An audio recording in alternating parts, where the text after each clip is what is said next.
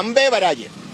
ഒരു മന്ത്രി എന്നാണ് കേരളത്തിലെ ആരോഗ്യമന്ത്രിമാരുടെ കൂട്ടത്തിൽ വട്ടപൂജ്യം കിട്ടുന്ന മാർക്കാണ് ഈ മന്ത്രിക്കുള്ളത്. തിരുവനന്തപുരം മെഡിക്കൽ കോളേജിൽ ശസ്ത്രക്രിയയ്ക്ക് വിധേയനായ രോഗിയുടെ കാലിൽ പുഴുവരിച്ചു.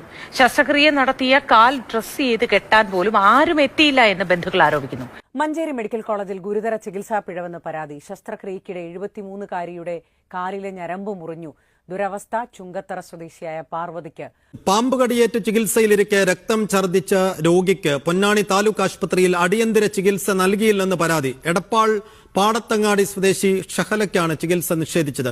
തിരുവനന്തപുരം മെഡിക്കൽ കോളേജിൽ കട്ടിലിൽ നിന്ന് വീണ് പരിക്കേറ്റ രോഗി മരിച്ചു. കൊല്ലം പേരയം സ്വദേശി വിൽഫ്രഡ് ആണ് മരിച്ചത്. മഞ്ഞപ്പിത്തം ബാധിച്ചാണ് ചികിത്സയ്ക്ക് എത്തിയത്. തൃശൂർ മെഡിക്കൽ കോളേജിൽ ഡോക്ടർക്ക് പാമ്പ് കടിയേറ്റു. പീഡിയാട്രിക് വിഭാഗത്തിലെ ഡോക്ടർ ശ്രേയയുടെ കാലിൽ പാമ്പ് കടിക്കുകയായിരുന്നു. ഒരു മന്ത്രി എന്നാണ് കേരളത്തിലെ ആരോഗ്യമന്ത്രിമാരുടെ കൂട്ടത്തിൽ വട്ടപൂജ്യം കിട്ടുന്ന മാർക്കാണ് ഈ മന്ത്രിക്കുള്ളത്. ഇപ്പൊ കേരളത്തിലെ ആരോഗ്യരംഗം, ഞാൻ പറഞ്ഞ വാക്ക് വെന്റിലേറ്റർ